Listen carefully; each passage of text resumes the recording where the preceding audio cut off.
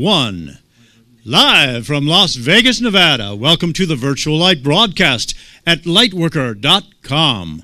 Today is Saturday, October 27th, 2012. This is segment 4. Please welcome Janelle Collard. I'd also like you to welcome Joseph Gabby. He's our next guest. When you hear the words mystic, spiritual teacher, or numerologist, Joseph Gabby may not fit the picture that comes to, he may not be the picture that comes to mind. Joseph is a former engineer, banker, and international sales manager. His past is packed with degrees and certifications given to only people of science and logic. Yet Joseph's true gift appears in areas less frequented by typical scientists. Leading authority numerologist, healer, and spiritual leader, Joseph speaks on topics ranging from relationships and the law of attraction to life purpose and past histories. He's well known for his expertise in healing childhood traumas. Joseph is also the creator of Psychosomatic Numerology, which investigates how the mind and body interact and how this interaction affects our personal well-being. His blend of empathy and character has made him a popular figure with media appearances in Lebanon, France, Canada, and the United States.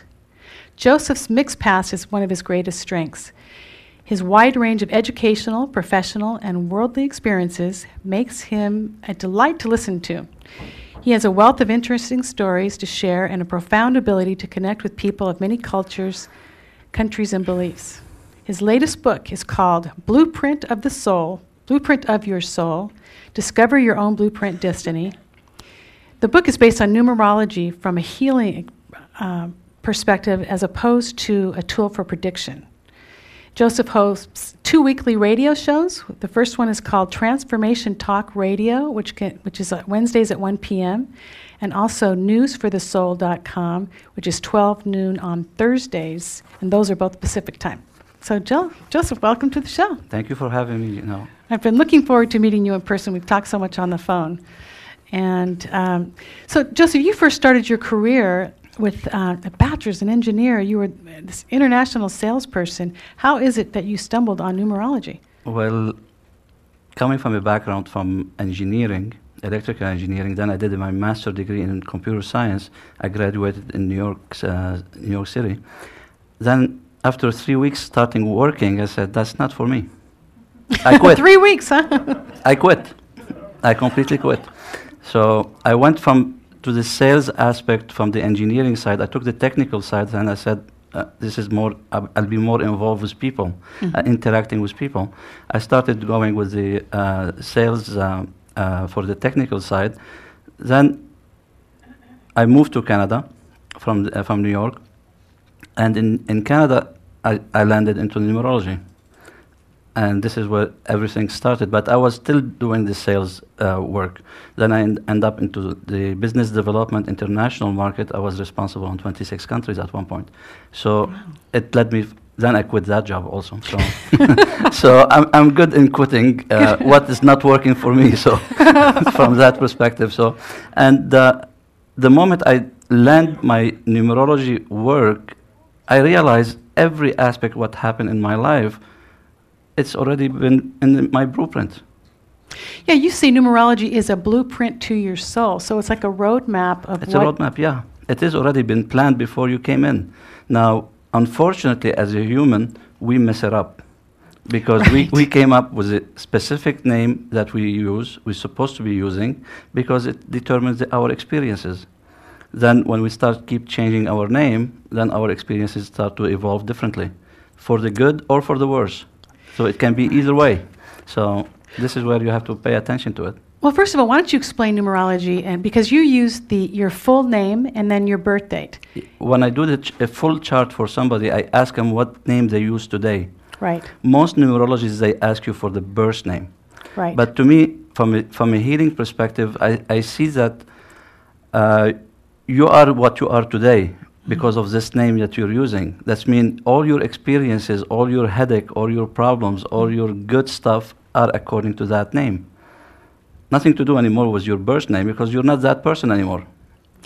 Well, especially for some of us who we start off with our given name, then a lot of us have nicknames, and then some of us get married 1 or 2 or 3 times. So we're changing our energy constantly. Women have Yes. a really tough. And with every that. time you get married, you should review what you're changing into. Are you going to be the nicer person, or you're going to be a zombie? What you're going to become from that change? Because every name you change, you bring a newer experience. And many Right. people, when they get married, and they tell you, the moment I got married, my life went into It a all went completely different venue. And why is that? Because your vibration changed.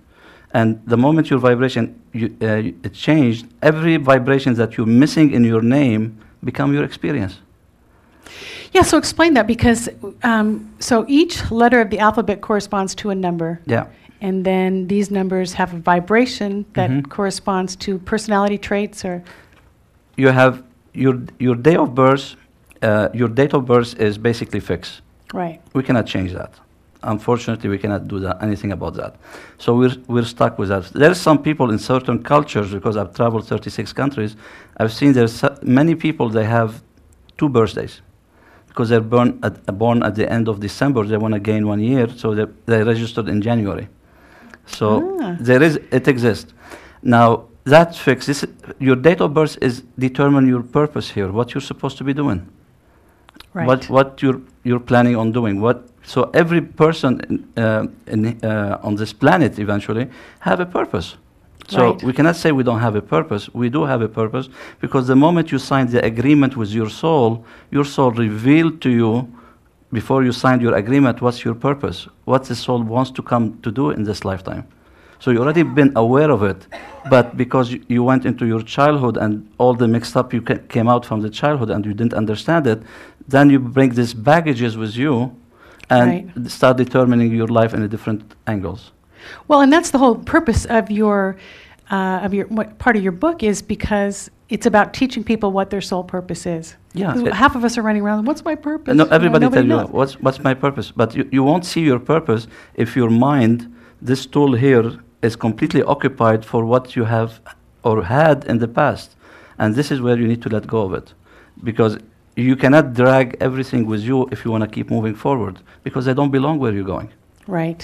Right. And this is where we need to have the separation to say, enough is enough. I tried it for several years, didn't work.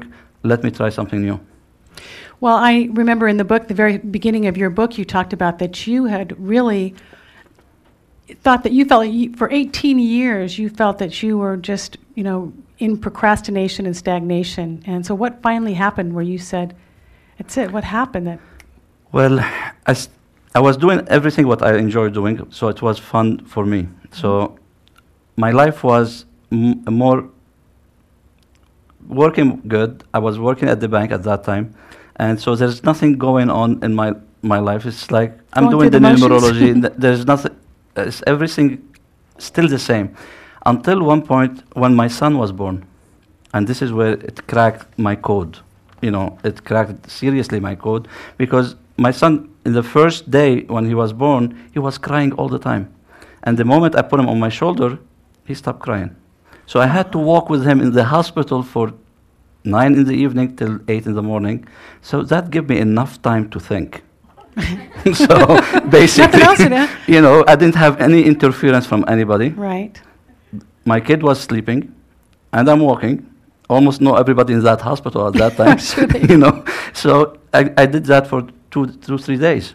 Mhm. And what came into my mind from all of that is that if I'm not aware of exactly what my purpose, how on earth I'm supposed to assist my kid to do it. Right. So from that realization, I said, I will do whatever it takes to get exactly where I'm going.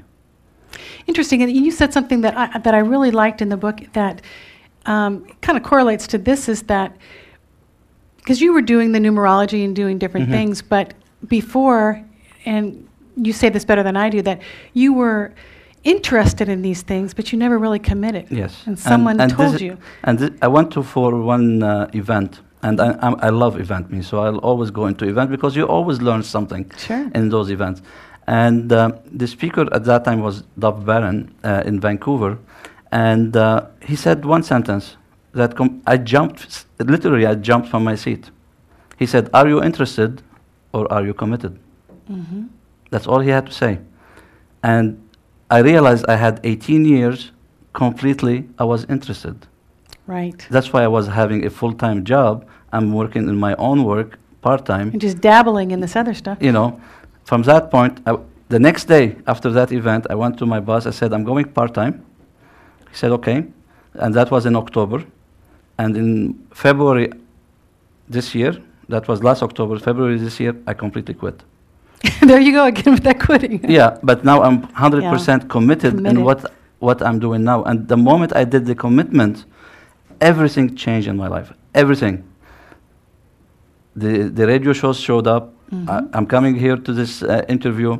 I have several people calling me from different events coming in. There's lots so of the flow things. starts happening. Everything starts to happen and accelerate. I created my 4-day events. I created the Psychosomatic Numerology. I created many different things. But I was taking lots. As I said, I do whatever it takes. And I did whatever it takes. So I took many different events to get me where I want to go, even though I wasn't aware where I'm going. Right. You know, right, exactly. Because you trusted that the universe doesn't work with you unless you start walking. Mm-hmm. Once you start walking, they start giving you different dishes. Pick up what you want. I like that. You know, you pick up what you want. Then you absorb those new dishes. Then you keep walking, but don't sit. Most people, they sit and watch TV. Mm-hmm. They don't do nothing about it. And just take those dishes, keep walking, then they give you newer dishes. I like that. You're making me hungry here. Okay, good. You know. Well, let's get back to your tools with numerology. Really precisely, how do you use it as a tool? Well, if today you're confused, mm-hmm. the first thing you have to do, figure out how many names do you use. Right. If you're using 5 names, you're most confused. Mm-hmm. Because you have different personalities. Right. Now, you walk up in that door in the morning with that personality, you go to work with another personality, you go to, you talk to your friend with a third personality. So how on earth are you going to manage all of these together? We just call that hormonal. Well, we start calling it anything we want. That's right. You know, but technically, we need to stick to one name all over the place. And then work with those vibrations. Work with those vibrations because we start becoming familiar with them. Yes. We start becoming familiar, we start becoming aware what's happening, we start to take control because we all have strengths, we all have weaknesses. Right. For every name, name you use, you have strengths and you have weaknesses. Mm-hmm. So if you're using 3 names, that means you have 3 strengths, 3 weaknesses. You're going to be working with more to all juggle. of them. So it's like you want to balance your life, start with your name. Well, I thought it was interesting. You did my chart when we spoke, and I wish I had the book in front of me. So his book is wonderful. You really want to get this book, and it's one that you have to have on your own because it's a whole blueprint to to yourself personally. But I haven't used my middle name K because I never really particularly cared about it. But when you did my chart, you told me that I absolutely need to use K because it brings much more power to my... It is, and when they introduce you here, you should use K also. I got to remind them to do that. So yes. It's so not in my... Because you're taking 2 vibrations from your name, which are very essential, and the 2 and the 7. Mm-hmm. The 2 is how you handle relationships and people around you, and your sensitivity might be going down the hill because of the 2 missing in your name, and at the same time the 7 is about how much you trust in yourself. Right. And that's the focus of everything. And the 7 is about your gifts. It's about spirituality, about the gift, about everything that is you. Because if you don't have it in your name, then it's become one aspect of the negative 7 is feeling incompetent, feeling inferiority, non-committal, all over the place, fear of your own gift, the fear of failing, and the fear of being successful. And you become most often as over-analyzing everything. Right. And this is what the 7 can... Let's talk about that. Well, I think it's interesting that here I was born with that name. Yeah. And I didn't use it. So it's like I came in with the blueprint of it and then kind of self-sabotaged. Yeah, I mean, the soul wants you to have those. The soul wants you to have, because if you're missing 7 from a birth name, for me, I'm not talking about other numerologists, because I do differently, many different things. And from my own perspective to it, if you're missing 7 from your birth name, and what it applies to you basically is, in a past lifetime, whoever was representing your soul doesn't have to be you in that lifetime. It was could be somebody else who was representing your soul, abused the gift. And this is why you might have an internal fear to use your gift. Many people, they know they're gifted, but they're afraid. They have some, if you look into their names, they might have some problem with their 7. But your task into this lifetime to fix that karma, to redeem that karma, to whatever you want to do with this karma, which is just get back your gift, but don't abuse them. Right. That's all it is. It's not like it's a rocket science. It's not a lifetime process. You can do it immediately. Just become aware of it. And I had a client. She had the same problem with the Y. Her name is Fia Lin. She even gave me a testimonial. It's in one of my testimonials on my website. And she said, I said, why you're not using your Y? She said, I don't know. But in her case, she's Destiny 7. And I said, it's like you're holding yourself hostage here. And the moment she changed it, she applied it everywhere. She used it in every single angle. Her family, everyone. Her mom called me. She said, "What did you do?" I'm not used to have her to call her Fialin, But the moment she do it, 4 months after, she made more money than what she made in the previous year. Just by incorporating that back into her. Because it was part of her power. You're dismantling your own power. We came in a specific ingredient that we have. We start taking stuff without knowing why we were taking them. Sometimes for the look, sometimes for the sound, sometimes for whatever the reason, and most of them is for wrong reasons. But still, to build up some confidence in us, to build up we have many excuses. But at the end of the day, what are we doing with all of these? Are we working with them, or are we working against them? And if you're not familiar what you're losing, then this is where the problems start to arise, and many things in your life start to show up from those perspectives. So it is very important to become aware exactly who you are, because everybody here have something to do. Well, and like you said, the whole what I really like about your book that's different than other people that do numerology is that you really use it as a healing perspective. And it's about finding where your strengths are, where your weaknesses are. And we talked about this before with children, is that if you could look at the numerology of your child in the very beginning and find out, wow, this kid... It makes a huge difference. ...is be great in the arts, instead of trying to cram him into being a rocket scientist when he maybe want to go this way. Or I think that's invaluable. It makes a huge difference for 2 reasons. And I would love one day to work into educating more the school system, because it makes a huge difference for a child. Now, if your child is inclined to be more creative, artistic side, why you want to feed their head with science? Right. Now, you're changing their vibration, you're suppressing their emotions and feelings, and what's that going to create? Something internally is going to flip in that child, and then we take him to a psychiatrist. Oh, he's ADD. Exactly. He had nothing to do with ADD.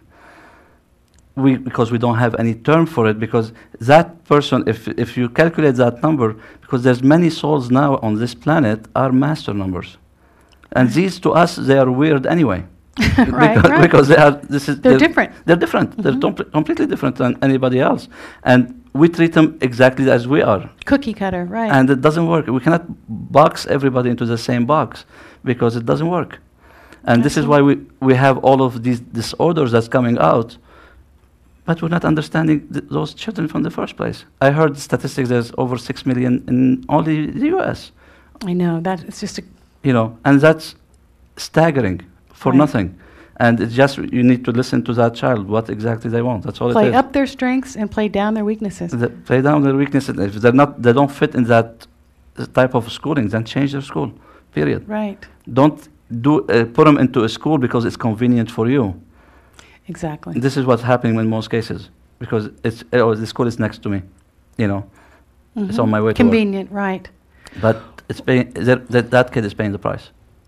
Also, there's something that you've done that's really interesting. You came up with psychosomatic numerology. Why don't you explain what that is? Psychosomatic. Scary. It's not that scary. As I said, I took so many events after I said I want to start doing my commitment, and one of the courses I took was psychosomatic therapy. So in the psychosomatic therapy, where you study the face, the body, the hand movement, the hand gesture, we work with the chakras on the face, on the body, on the hands, on every chakra that exists. If you're having problem in somewhere, pimples in the face, we see what chakra in that face is affected. So we see the background of it from the therapy point of view. So what I took from that, because the teacher, when I was studying that, she used numerology in the beginning of the class for only the purpose, the destiny. So I said, okay, some numerology here. But later on, I said, I can take it deeper.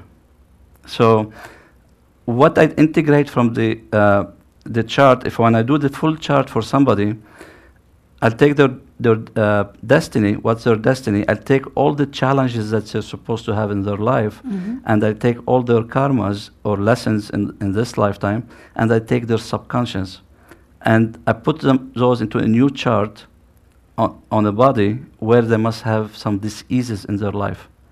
So every number correlates to a chakra in the body?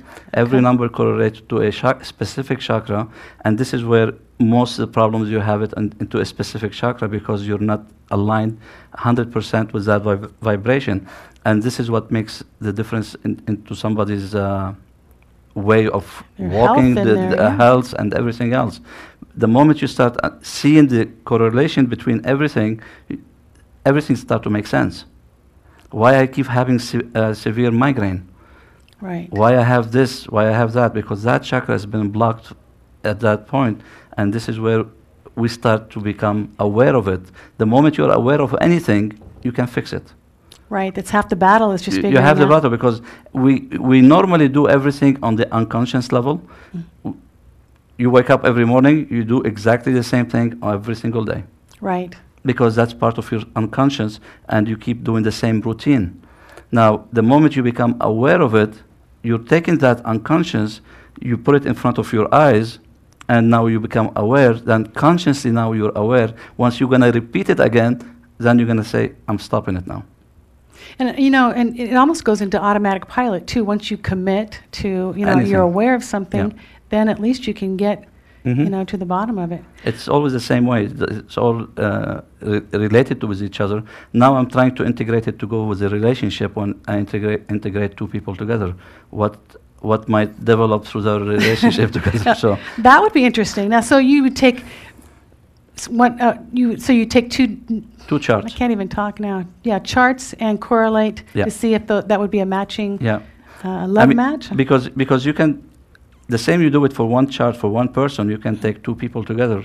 I can do it for even a business, and especially holistic practitioners. They usually choose their title of businesses according to what sounds good. Right. Doesn't mean they are energetically vibrating in the right rhythm. Didn't even think that's the name of your business, because that's really good feng shui. Really, you're supposed to have. You have to have everything that vibrate with you. Now, if your business relate to a vibration, when you add all the numbers of the title of your business, it add up to a vibration, and that vibration is your weakness. So how are you going to be doing it with that business? You figure it out. But if that title correspond to a vibration that is your strength, now the way you express yourself from both sides, the way you express yourself, do they fit? Right. Is that how you want to promote yourself? In the relationship, most of the time, this is where the problem is. People are not communicating in the proper way. That makes sense. That makes a lot of sense. And that's all it is. This is how I was working at one point with marriage counseling. Just fix the language, because they're not speaking the same language. So we should do the math before we get married, ladies. I mean, while we're shopping for husbands. I mean, first of all, you have to see, especially if you want to get married, is it important seriously? Other than the society was dictating for you to do, is it seriously important to change your name? Take on their name. If you're already comfortable with your vibration, why you want to keep messing it up? Or maybe it could work better for you as well. I mean, sometimes it could work either way. If this is why it's good to consult somebody to understand, am I losing anything if I switch to that name? If you're not losing, then fine. If you're gaining, that's a plus. Of course. You know, Yeah. and this is where you have to be the judge of that.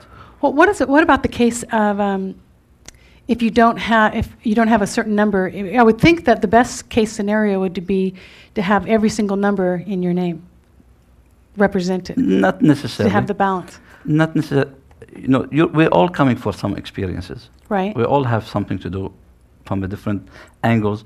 Because the way, when I look into the healing aspect, because when I developed the healing childhood experiences, I took everything from the experiences that you went from a childhood, I took it from the birth name. Right. Now, when you start changing it, we start to see what the changes start to move from those perspectives. But what I'm getting at is, it doesn't mean nothing if you're missing one number, the moment you are aware of it. So it's not good or bad, it It's is not, what it is. because it's part of your lesson, part of your experience. And from learning from the healing childhood experiences work I do, I took exactly what you have from the childhood as a tools that you can be learning. Because to me, whatever happened in your life, if we switch it the other way, it should correspond exactly what your purpose is. Say that again? Everything you learned from your childhood, Right. if you learned them, because most of the If you learn time the lesson. never learned the lesson. If we twist it completely 360 degrees, should interact exactly with your purpose. And this is why people are not seeing their Wow. purpose, because they're stuck into their experience. They're not seeing that purpose.